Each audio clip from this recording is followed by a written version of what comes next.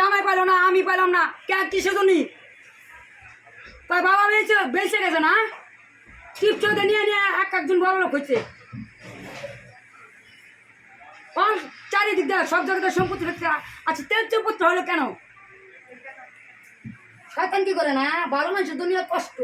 এদিকে এত সম্পত্তি থাকি আমি মহাজনকে কাম কাজ করে দিয়ে পারিস। আমার তো ভূতের খাটা খাট করে বিল্ডিং উঠে, আমার বাড়ি কখনো বিল্ডিং উঠে না। এই পরে খেতিটা করি না কখনো। 10 বোঝা আনছে ভুট্টা, কেউ 10 বোঝা ভুট্টা আনবে কঞ্জি?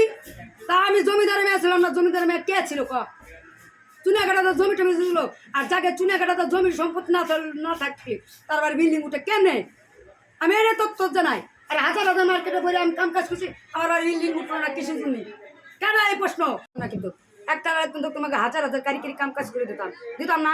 আর কেন আমি কাম কাজ করি না? আমি অসুখে পড়ে গেলে তুমি আমার ডাক্তার দেওয়া মানে ওষুধ কিনে দেবা?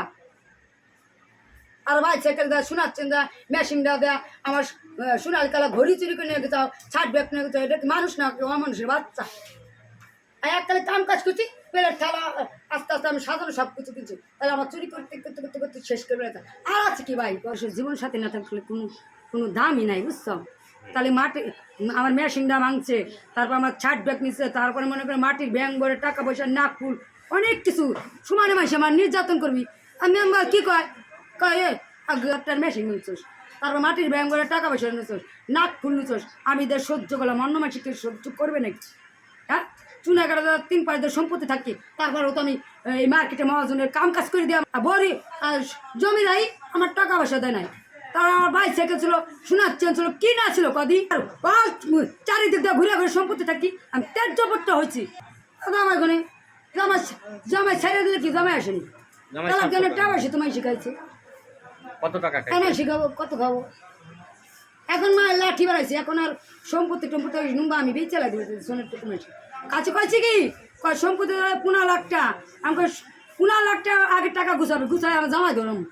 একটা জাদুঘর বিল্ডিং যাচ্ছে, একটা জাদুঘরে করছি কয়েছি কি জাদুঘর মাঝে সোনার হার দেয়, গয়না দেয়, রুলি দেয়, আর আমার ভাই থেকে যায় সোনার চন যায়, আর আমার রুলি থা আর থা না কি জাদু করে আনছস তোরা।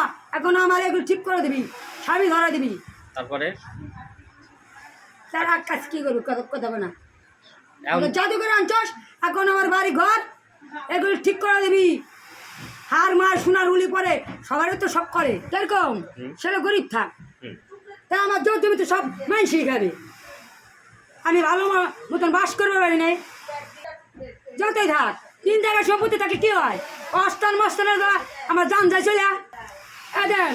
আমার মাত্র সাধারণ একটা সবটা ঘর দিছি, আর মানসি এত ওই পা করা ঘর দেয়, ওটা দেয় কি দেয় এত আসে কোনটা? আমি কিন্তু মোটা তাদের অনেক ভালো ছিলাম, কিন্তু মানসি নির্যাতনের কারণে এরকম হয়েছে। কেউ আছে ভালো, সব মানুষ কিন্তু ক্যাট করতেন না। আমি ছেলেদের কাছে গেছি, আমার বন্ধুদের কাছে গেছি, বন্ধু আর বাপ মরে গেছে, বাপ মরার পরে বাইরে হয় বোনের বাউল। তাছাড়া বাপ যখন ছিল তখন আমাকে কিন্তু অনেক আদর ভালোবাসা আমি পাইতাম। আর চুনা কাটার জমি টিপচতে ঘরের নিয়ে একজন বলছে আমি ছাড়বে না, তাহলে আমারও মনে করো বাড়ি বিল্ডিং উঠবি কেন?